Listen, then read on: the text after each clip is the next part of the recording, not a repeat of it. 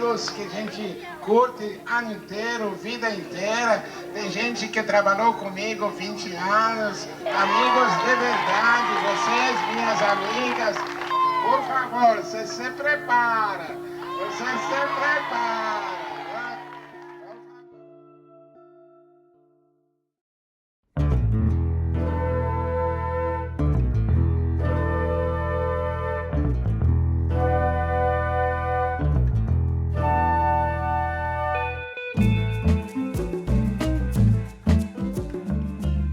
Olá, começa agora o Pauta Pública número 16, eu sou Andréa Dipp e esse episódio vai ter muito a ver com a essência do que é a proposta desse podcast, não é, Thiago Domenici? Olá, Dipp, aliados da Pública e ouvintes. Sim, estamos falando de reportagens que ajudam a explicar o Brasil no nosso podcast, que é a assinatura do nosso programa. E acho que o que a gente vai falar hoje é um exemplo forte do que isso significa. A gente está falando do caso Klein, a reportagem que apresentou detalhadamente as acusações acerca do esquema gigantesco de exploração e aliciamento sexual de crianças e adolescentes cometidos por Samuel Klein, fundador das Casas Bahia, rei do varejo, falecido em 2014. No dia 15 de abril, depois de 4 meses de apuração, a Pública lançou no seu site essa reportagem especial que escancara em muitas camadas vários problemas estruturais do Brasil. Quanta coisa tem que funcionar, ou melhor, não funcionar, para que por décadas um homem rico e poderoso possa supostamente explorar livremente centenas de garotas pobres. É muita coisa para comentar sobre esse processo de apuração e sobre as reflexões que esse caso nos traz. Tanta coisa que com certeza essa não será a última vez que vamos abordar essa investigação em podcast. Estamos preparando muitas coisas ainda sobre o tema. E hoje nós vamos trazer um pouco de como foi o trabalho por trás dessa reportagem, dos bastidores de uma apuração tão extensa e delicada, muito sensível para todos nós. Para isso, quem vai falar com a gente é o repórter Ciro Barros e a repórter Clarissa Levi, que participaram dessa investigação junto comigo e Andréa Dipp, além também das repórteres Ruth Pina e Mariama Correia. Além desse papo, teremos como sempre o personagem da semana com a Natália Viana e as dicas culturais no A Boa do Povo. Então aproveita aí que dessa vez serão pelo menos 4 dicas, já que são 2 entrevistados. Agora, sem mais demora, vamos trazer aos microfones nossos convidados da casa para o programa de hoje. Então a gente está aqui começando o Pauta Pública especial sobre o caso Samuel Klein. A gente tem as presenças de Ciro Barros e Clarissa Levi, repórteres que junto comigo e Andréa Dipp, além de outros 2 repórteres, a Mariama Correia e a Ruth Pina, participaram dessa apuração especial. Bem-vindo, Ciro, bem-vinda, Clarissa.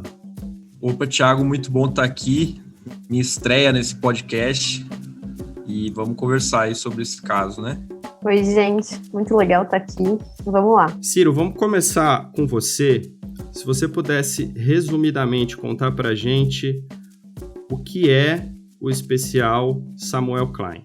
O especial do Samuel Klein, né, que a gente apelidou internamente de Caso K, na verdade é uma grande apuração de 4 meses que aponta para um suposto esquema de abuso sexual de crianças e adolescentes, meninas, né? Enfim, que foi mantido pelo empresário fundador das Casas Bahia durante pelo menos 2 décadas. Certo. E Clarissa, conta um pouquinho para a gente também sobre quem eram essas meninas e como acontecia na prática esse suposto esquema de exploração sexual. Bom, essa pergunta tem até uma resposta um pouco longa, porque eram muitas meninas. Como o Ciro comentou ali, a gente apurou informações de abusos que teriam acontecido por praticamente quase 3 décadas. Então, e em muitos eventos, assim, festas com muita gente. Então, as meninas, elas eram de diversas cidades, principalmente do ABC aqui e da Baixada Santista, mas a gente também soube de denúncias de meninas que teriam sofrido os abusos em Angra dos Reis, sendo também naturais de Angra dos Reis. Eram meninas que foram adolescentes, principalmente adolescentes, né, na década de 80, na década de 90 e em 2010, até mais ou menos 2010. apesar de serem meninas diversas entre si, a gente pôde perceber ao longo da apuração que existia um denominador comum. Eram meninas vindas de famílias que tinham uma condição socioeconômica vulnerável, né? Muitas meninas jovens, de famílias empobrecidas e que tinham pouco acesso a lazer, pouco acesso a bens de consumo. Por isso que muitos dos relatos a gente escuta que pela primeira vez as meninas foram visitar o Samuel Klein atrás de um dinheiro para um lanche, atrás de um tênis, né? Então essas meninas, elas tinham mais ou menos esse perfil, eram meninas jovens, muitas adolescentes, algumas até crianças, e que vinham de famílias em situação socioeconômica vulnerável. Então, respondendo à sua segunda pergunta, Andréia, sobre como funcionava o esquema na prática, o que a gente pôde perceber, através da apuração, é que funcionava mais ou menos assim. O Samuel Klein oferecia presentes ou dinheiro para meninas, muitas vezes oferecia dinheiro na porta de suas residências de veraneio e convidava algumas meninas para entrarem nas suas casas, ou então contava com o trabalho de aliciadoras que traziam meninas. Sempre tinha uma recompensa financeira, nem que fosse R$50, R$500, ou, por exemplo, um eletrodoméstico das Casas Bahia, para que a menina começasse a frequentar as residências ou os cafés do Samuel. O Samuel, segundo as denunciantes, ele convidava muitas meninas para tomarem cafés da manhã, cafés da tarde, que era uma porta de entrada para um segundo momento onde aconteceriam os abusos, seja num quarto anexo, ali na sede das Casas Bahia, que era um quarto que ficava ao lado da sala de reuniões, seja na Baixada Santista, nos apartamentos, em que ele sempre convidava primeiro as meninas para tomar um lanche, oferecia dinheiro, e aí convidava algumas para irem para um quarto onde começava os abusos.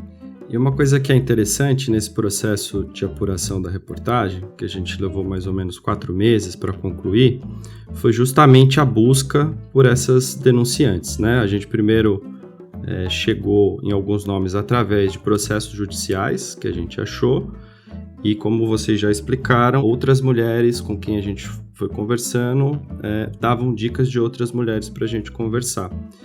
E aí, do ponto de vista do repórter, como é que foi para vocês, Clarice e Ciro, essa busca, né, para entrevistar essas pessoas, respeitar o tempo delas também, de avaliação, de falar com a gente ou não?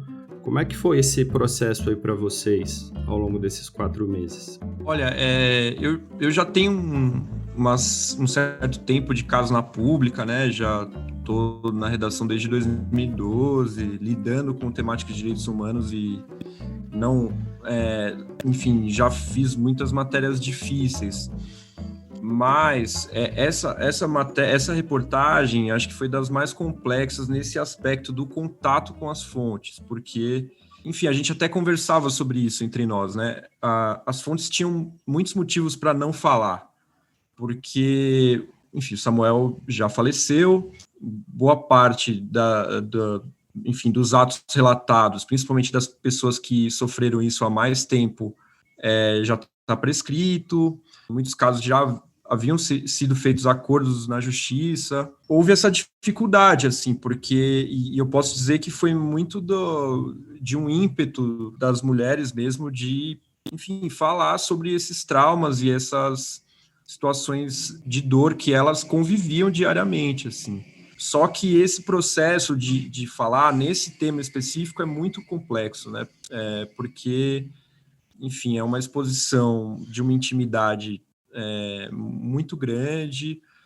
A gente chegou a saber e contatar também várias mulheres cujas famílias nem sabiam dessas situações que elas tinham passado.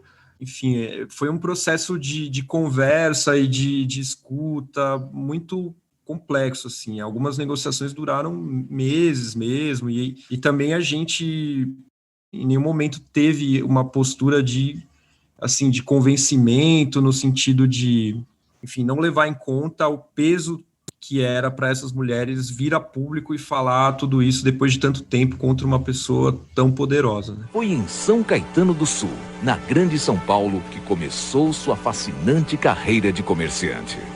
Tornou-se mascate, vendendo roupas de cama, mesa e banho de porta em porta.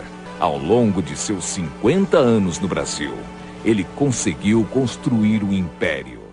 Sobre essa questão da relação com as fontes, né? Como o Ciro falou, acho que foi um processo bem delicado e bem difícil, porque também, além de serem denúncias contra uma pessoa poderosa, para a grande maioria das mulheres com as quais a gente conversou, o Samuel Klein era visto como uma pessoa muito boa.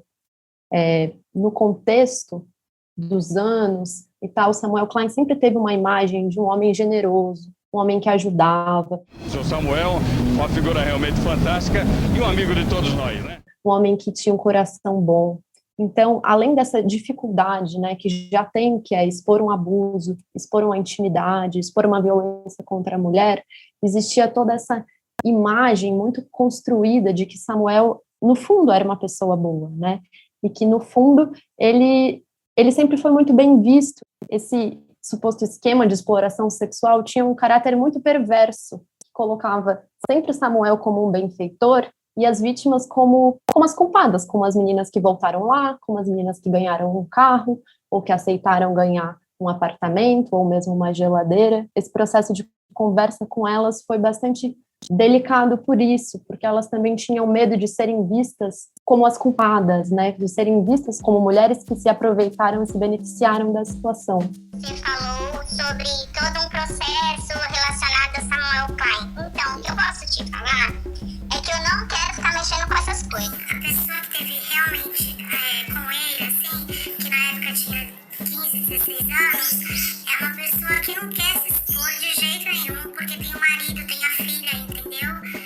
Então, mesmo para as próprias mulheres, existia um sentimento difícil de lidar ali, quando a gente tratava da história. Pegando isso que você está falando, né, Clarissa, eu acho que é importante a gente dizer, e a gente disse isso ao longo da matéria, e também a gente conversou muito sobre isso, né, enquanto a gente estava fazendo a reportagem, e até dedicou um capítulo a falar justamente sobre essa culpabilização das vítimas, né, porque a gente sabe que isso é de fato uma coisa muito complicada, muito sensível. Muitas vezes, na cabeça das próprias vítimas, esse limite é de fato borrado, né, assim, esses sentimentos são confusos, enfim, e isso não é uma característica só dessa história, acho que é uma característica de várias histórias de exploração sexual e abusos, né, então é importante que você traga isso, é importante que a gente também trouxe na matéria, né, essa reflexão de que as vítimas nunca são as culpadas, né, apesar de serem muitas vezes culpabilizadas, assim, pelas violências que sofrem. E aí eu queria aproveitar e fazer uma pergunta para vocês dois, que a gente sempre faz para os jornalistas, mas que eu acho que sempre traz reflexões muito boas, assim, importantes. Enfim, essa história ela é toda muito chocante, assim, mas o que mais chocou vocês, assim, pessoalmente, sabe, enquanto repórteres em campo, o que mais chocou vocês durante a apuração? Nossa, eu acho que é até difícil dar essa resposta, enfim, falando só de um fator, sabe? Porque teve algumas coisas me chocaram muito. Primeiro, a dimensão das denúncias, né? Então, a gente chegou a localizar mais de 30, né, mulheres que a gente tinha, enfim, indícios de que teriam sofrido essas situações de abuso, exploração, e a gente conseguiu ouvir 10, né, e nos relatos dessas 10, elas sempre falavam em muitas meninas, mulheres presentes. A gente teve acesso a vídeos, a gente viu a casa do Samuel, enfim, com dezenas de meninas ali, numa festa que ele promoveu no ano de 94. Dessas gatinhas maravilhosas. Então, eu acho que um primeiro fator é o número de pessoas. Depois, também, prosseguindo a apuração, o número de pessoas que atuava para que funcionasse o suposto esquema. E, assim, às vezes sabendo, às vezes não sabendo, mas, assim... E aí ia desde taxistas que levavam frequentemente as meninas à sede das Casas Bahia, ou que, por exemplo, na rodoviária do Guarujá, ou de Santos, perdão, já sabiam, era só falar um código Samuel, que sabiam que teriam que levá-las até uma casa específica. Funcionários, lojistas que frequentemente faziam pagamentos, né, em dinheiro, ou em produtos das Casas Bahia para as meninas muitas vezes sem entender muito bem por quê, enfim, mas que falavam que faziam recorrentemente. Esses seguranças também, que um deles chegou a falar para a gente que chegou a desembarcar 70 meninas na casa do Samuel em Angra dos Reis em 2009. Eu acho que esses 2 pontos, para mim, chamaram muita atenção, o número de meninas e o número de pessoas que trabalhou para que isso ocorresse. Eu acredito que eram meninas de diversas regiões. As que viam lá eram umas 3, 4 meninas por semana, na faixa aí dos 16, 17 anos. Eram menores, então? Era. Eu acho que outros fatores são ter casos em que a justiça for ser, assim, extremamente dócil com o Samuel, sabe? Por exemplo, a gente teve acesso a um inquérito em que uma menina, quando atingiu os 17 anos, escreveu ao Conselho Tutelar, enfim, que ela foi violentada quando ela era mais nova. Ela relatou ali ameaças à família, o pai dela depôs e falou em ameaças, falou em tentativa de suborno, pelo meu parco conhecimento jurídico, sabe? Isso já poderia, inclusive, configurar coação de testemunha, é motivo para prisão preventiva. Então, assim, uma série de elementos que eu imagino que se fosse uma pessoa com outro sobrenome, com outro histórico de vida, o inquérito teria um desfecho completamente diferente, uma ação da polícia completamente diferente, mas a polícia se limitou a mandar convocações ao Samuel e às pessoas que foram indicadas nos depoimentos como partícipes desse esquema. Então, eu acho que eu vou ficar nesses 3 fatores, mas assim, teriam muitos outros, na verdade. Eu acho que o que mais me chocou foi o quanto o esquema de exploração sexual que foi denunciado era escrachado.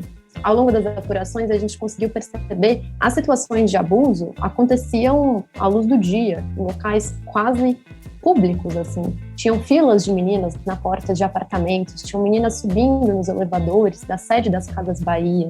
As meninas, quando iam subir, antes de chegar no elevador, passavam pela loja das Casas Bahia, né? Então, o que mais me chocou foi ver como era naturalizada essa situação de que meninas, ainda adolescentes, às vezes até crianças, subiam para visitar o senhor Samuel Klein. Muita gente via isso era tratado com naturalidade. Eu lembro de ouvir relatos de uma moça que frequentou a casa de Samuel e ela fala, formavam filas de 50 meninas na porta do apartamento dele na Ilha Porchat. Elas iam lá, todo mundo via. E eu lembro que quando eu ouvi esse relato pela primeira vez, eu pensei, será que isso é possível? Como assim? Tinha uma fila de 50 meninas para entrar num apartamento, num prédio.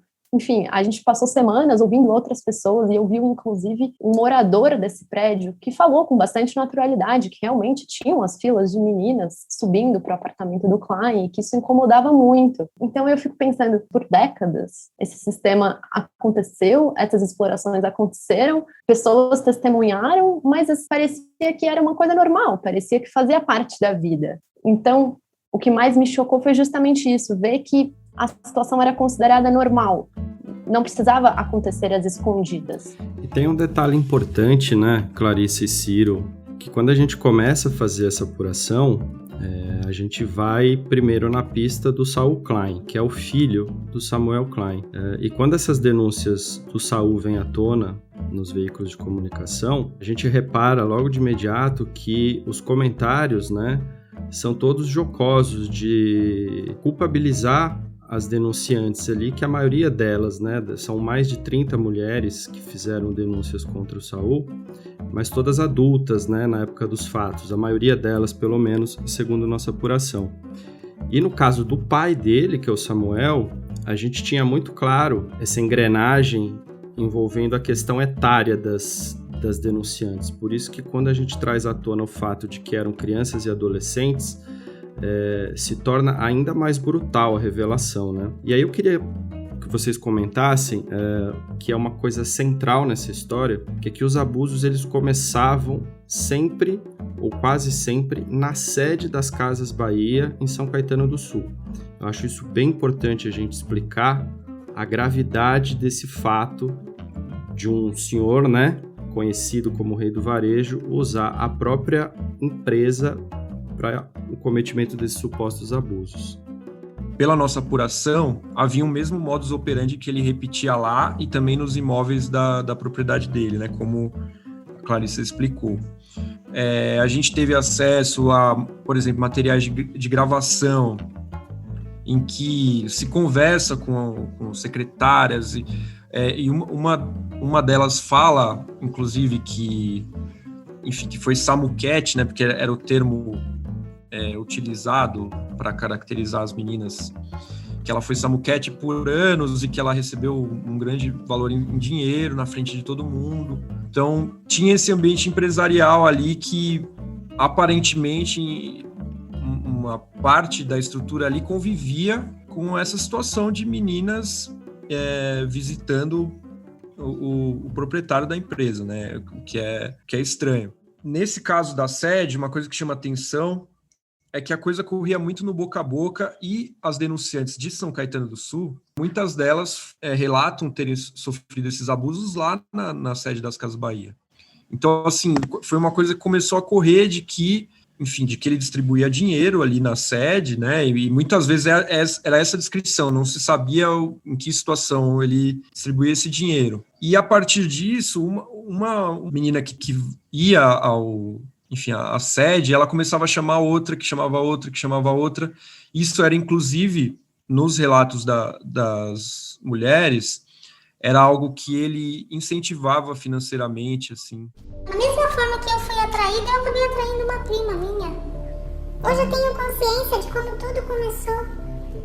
Era aquele negócio, você não tem uma amiguinha?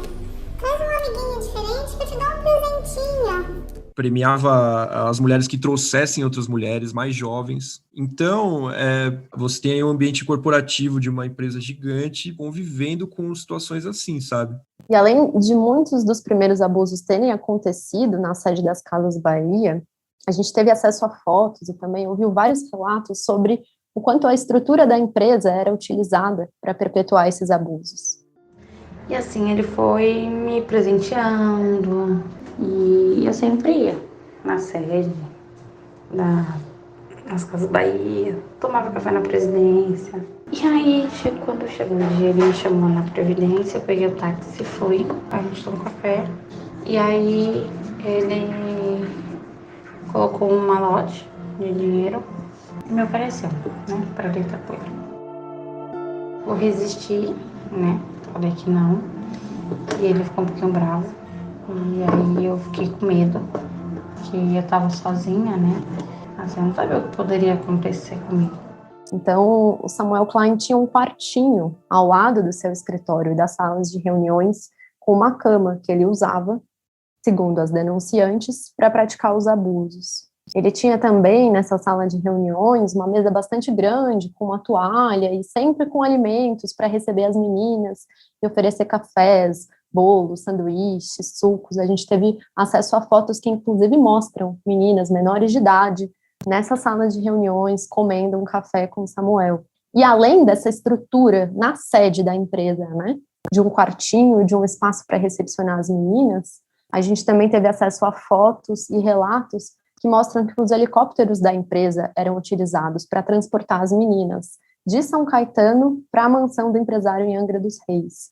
Então, para a gente foi muito chocante ver que a estrutura da empresa se misturava com algumas das engrenagens do esquema, e que não era só que as meninas conheciam ele pela primeira vez na sede, elas sofriam os abusos na sede, e muitas vezes elas eram transportadas para outra residência do empresário, em helicópteros da empresa, voltando para a sede. Queria que vocês falassem um pouco se vocês acham que isso tem a ver com quem comete, né, o crime, e contra quem se comete o crime, né? O fato de ele ser, enfim, um homem rico, poderoso, e serem meninas pobres, em situação de muitos tipos de vulnerabilidade, assim, se vocês acham que esse julgamento social é feito também por conta disso, assim, por conta de quem comete o crime e contra quem se comete esse crime. A gente não sabe ainda, mas eu acho que também, não só o Samuel, mas se as meninas tivessem outros sobrenomes e fossem de outros círculos sociais, eu acho que a chance disso repercutir e vir à tona antes era muito maior, sabe?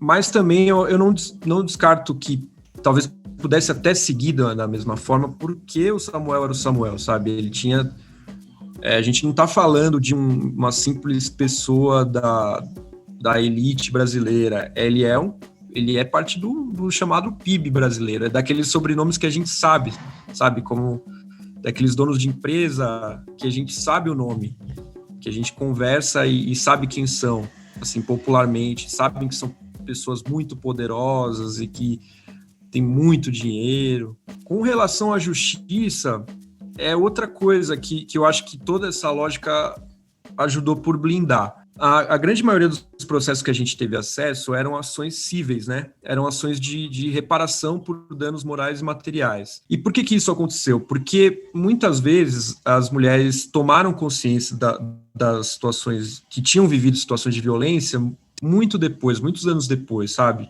Algumas tinham passado por isso aos 12 e foram buscar, a justiça aos 30. Em âmbito criminal, muitos desses episódios acabaram prescrevendo por alguns fatores, porque o Samuel era idoso, em muitas das situações ele contou com o benefício da prescrição pela metade, né? Então, assim, em muitos casos não houve a possibilidade de levar isso à justiça, apesar disso ter acontecido e não ter também muito resultado. E outro fator também que eu acho que ajudou muito a manter a coisa desconhecida eram os acordos financeiros. A gente percebeu que houve uma certa política inicial da equipe jurídica que representava o Samuel de ir firmando acordos para que as mulheres desistissem, firmando cláusulas de confidencialidade, de destruição de evidências, né, que elas colocaram nos processos para que os acordos ocorressem ou para fundamentar as ações judiciais delas. E eu acho que até queria colocar essa questão para quem está nos ouvindo, assim, é justo firmar um acordo em que uma pessoa tenha, assim, uma pessoa em franca disparidade de armas, sabe? Sendo que do outro lado está um empresário do tamanho do Samuel Klein. É justo firmar um acordo para que essa pessoa nunca mais possa falar de uma situação que ela viveu, uma situação tão brutal, que afetou ela tanto pessoalmente? Eu acho que é um questionamento, sabe? Bom, a gente está chegando no final desse pauta pública para as últimas questões aqui. Clarissa, eu queria que você contasse para a gente como é que foi a repercussão depois da reportagem publicada. E a gente se deparou com uma questão muito interessante, que eu gostaria que você comentasse, que é o silêncio da imprensa brasileira, mais especificamente da grande imprensa brasileira, grandes jornais e também as televisões, sobre o caso. Qual é a sua percepção sobre isso? Bom, a minha percepção sobre isso, e aqui falando bem como Clarissa mesmo, vai em duas direções. Por um lado, a gente teve uma repercussão grande de pessoas que ficaram absolutamente chocadas e, inclusive, se mobilizaram para que Samuel Klein não seja mais uma figura homenageada. A gente teve uma grande quantidade de pessoas que entendeu que, através da nossa investigação, o Samuel Klein perpetrou abusos seríssimos e que é um dos grandes escândalos de crimes sexuais no Brasil. Beleza, essa foi uma parte da repercussão. E aí, em paralelo, eu acho que a gente teve uma ausência de repercussão. Não se noticiou sobre, né? Não se noticiou sobre o caso do Samuel Klein, não se noticiou sobre as centenas de meninas que a gente apurou que foram abusadas. Esse caso é gravíssimo e a matéria teve, a meu ver, uma repercussão na imprensa de maneira geral muito menor à gravidade do que o assunto merece. A gente sabe que as Casas Bahia foram, não sei se são ainda, um dos maiores anunciantes da imprensa brasileira nas últimas décadas. Eu acho que é um assunto para que a gente reflita, embora seja diferente do caso João de Deus, o tipo de assédio, de crime sexual, o modus operandi não seja exatamente o mesmo, o escândalo é da mesma ordem, né? E é só a gente ver a repercussão que teve o caso João de Deus e a repercussão que está tendo esse caso. Nada saiu na imprensa paulista como notícia, nada saiu na imprensa nacional como notícia. E, para ser bastante sincera, isso nos surpreendeu, de certa maneira, né? Acho que todos nós que acompanhamos o jornalismo, a gente sabe que tem vários casos de exploração sexual que são noticiados. Por exemplo, outro dia eu estava curiosa sobre o caso do Jeffrey Epstein, né, dos Estados Unidos, que também foi acusado, inclusive condenado, por manter um esquema de exploração sexual. E aí eu estava dando uma olhada nos sites. E, por exemplo, no site da Folha de São Paulo, tem mais de 7 reportagens cobrindo noticiosamente o caso do Epstein. Dei uma olhada no site do Estado de São Paulo também e achei mais de 10. Isso, assim, olhando ali, né, pelo mecanismo de busca dos próprios jornais. Acabou que não deu tempo de eu dar uma olhada em outros jornais, mas dá para ver que o caso de acusação, né, de abuso sexual de dezenas de garotas brasileiras não foi notícia. Eu queria entender a quem interessa que isso não seja notícia, porque eu acredito que para nós, mulheres, para nós, defensores dos direitos humanos, a gente precisaria dessa notícia, né? Mas a notícia não aconteceu. Então, eu até escrevi sobre isso na newsletter dos aliados. Se você não é, seja aliado da Pública. Eu achei um caso esquisito, assim, para dizer em poucas palavras. Eu entendo que, em termos de fundamentação, de critérios de noticiabilidade, cumpre o requisito, mas estranhamente não saiu. Assim, fazendo essa matéria, além da justiça, eu me decepcionei muito com a imprensa, sabe? E a gente recebeu muito essa cobrança das mulheres, assim, pô, mas por que vocês estão vindo atrás disso agora, vocês, imprensa? Sabe, uma falou, eu fui lá, eu liguei para vocês não deram bola. Teve outra pessoa que falou que, enfim, recebeu repórteres, que posou para a reportagem, sabe? Enfim, e aqui não vai uma crítica aos colegas do chão de fábrica dos grandes veículos, que eu também sei que estão batalhando para emplacar muitas vezes a história, mas é curioso, sabe? E eu acho que, no caso dessas mulheres, se algumas denúncias tivessem sido veiculadas à época, talvez teríamos vítimas a menos, talvez pudesse ter tido alguma responsabilização, e a ausência de cobertura da imprensa, seja lá a responsabilidade de quem foi, mas eu acho que contribuiu para que outras pessoas tivessem a vida marcada por uma situação como essa, sabe? Como diria um autor desconhecido, que já atribuíram essa frase a um escritor famoso, mas parece que não é dele: jornalismo é publicar aquilo que alguém não quer que se publique, e todo o resto é publicidade. Com isso, eu recomendo que vocês leiam a coluna da Ombudsman da Folha de São Paulo, dia 25 de abril, que vai explicar muito sobre essa discussão de imprensa que a gente está tendo aqui. Então, queria agradecer a presença da Clarissa e a presença do Ciro no Pauta Pública.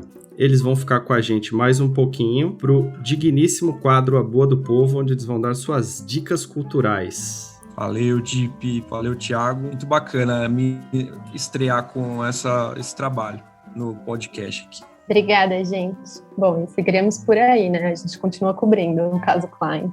Teremos novidades em breve. Siga apublica.org.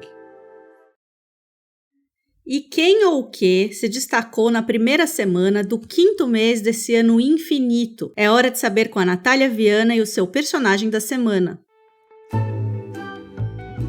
Essa semana foi marcada pelo início dos trabalhos da CPI da pandemia no Senado. A CPI começou com maioria da oposição, parca atuação de aliados do governo federal e a relatoria de Renan Calheiros, raposa velha na política, senador desde 95, líder do governo de Fernando Collor, ministro da Justiça de FHC, aliado do governo Lula, presidente do Senado 4 vezes. Antes mesmo de começar a CPI, Renan reuniu 200 frases negacionistas de Jair Bolsonaro e disse, abre aspas, todas me assustam. Já no primeiro depoimento, o ex-ministro da Saúde, Henrique Mandetta, trouxe provas de ter avisado o presidente sobre a gravidade da pandemia e a importância do isolamento social para conter o vírus, mas disse que Bolsonaro tomava decisões aconselhado pelos filhos e não pelo ministro da Saúde. Ele contou também que o governo chegou a elaborar um decreto para mudar a bula da cloroquina e dizer que ela era sim eficaz contra o Covid. Ele disse que viu esse documento. Mandetta também expôs o dedo do governo na CPI. O ministro das Comunicações de Bolsonaro, Fábio Faria, enviou sem querer pelo WhatsApp para ele a pergunta que os senadores da base governista deveriam fazer. Ontem eu recebi essa pergunta exatamente nessa íntegra do do ministro Fábio Farias. Acho que ele inadvertidamente mandou para mim a pergunta. Quando eu ia responder, ele apagou a mensagem.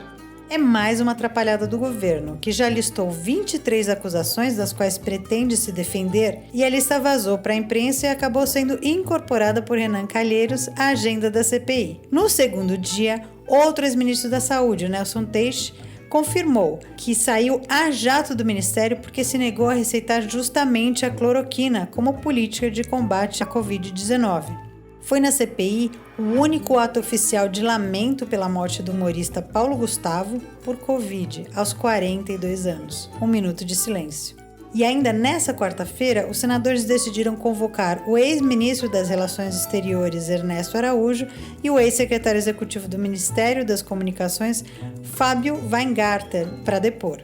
Um é acusado de causar tensão com a China, o outro de promover uma verdadeira campanha de desinformação paga com dinheiro público. Vem mais por aí. É por isso que o personagem da semana aqui no Pauta Pública merece ser essa verdadeira instituição política nacional que andava meio esquecida, meio apagada, a CPI. E o Finitude, parceiro do Pauta Pública na rede Guarda-Chuva, abre uma nova temporada com um episódio muito especial. É um audiodocumentário que se aprofunda na história de um dos colunistas do podcast, o Fininho. Fininho é coveiro e filósofo, que também se identifica como um sepultador de ilusões. Esse episódio é uma imersão por ruas e vielas de 2 cemitérios tradicionais da capital paulista. É um convite à filosofia, a reflexões de vida e de morte. Um passeio por um dos personagens mais interessantes que você vai conhecer, sem dúvida. Vai lá no feed do Finitude e entre nessa experiência imersiva e impactante. Mas uma dica, use fones de ouvido que vai ser ainda melhor.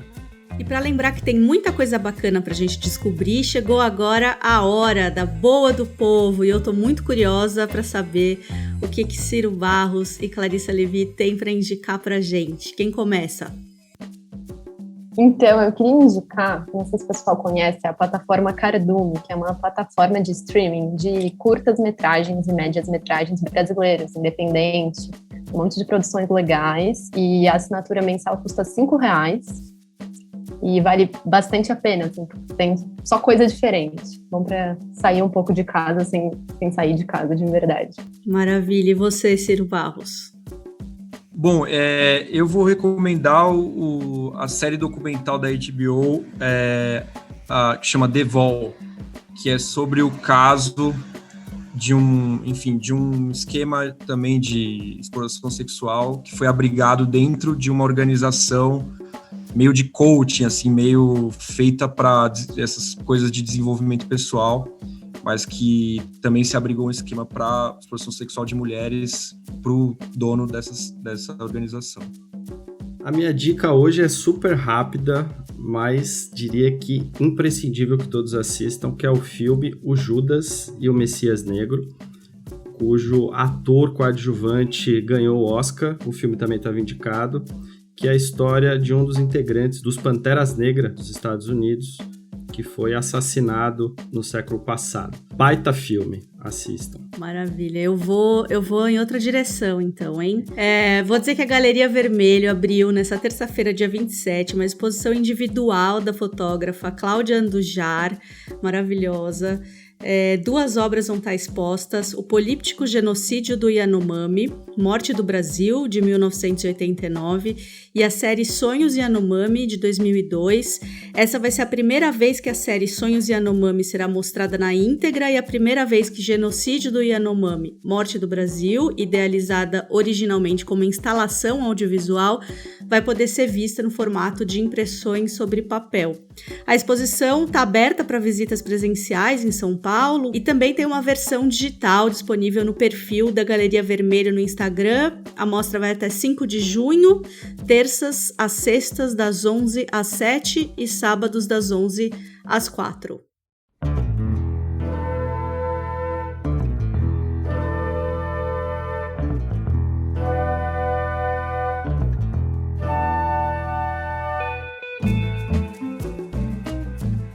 chegamos ao fim de mais um Pauta Pública. A gente fica muito feliz porque o nosso podcast está alcançando cada vez mais ouvintes, graças a vocês que recomendam e estão com a gente aqui quinzenalmente às sextas pela manhã. E para quem está assim, fascinado, encantado com a nossa voz e carisma, Tiago, como faz para conversar com a gente? Andréa Dipp, não passe vontade, mande um e-mail para podcasts@apublica.org contando como foi a sua reação ao ler a reportagem do caso Klein. A gente quer muito saber. Mande também suas dúvidas, seus elogios, enfim, fazemos este programa com vocês. Então nos vemos no próximo Pauta Pública. Siga o podcast no seu tocador favorito. Um abraço e até lá. Até lá. Este podcast é uma parceria da Agência Pública com a Rádio Guarda-Chuva. Jornalismo para quem gosta de ouvir.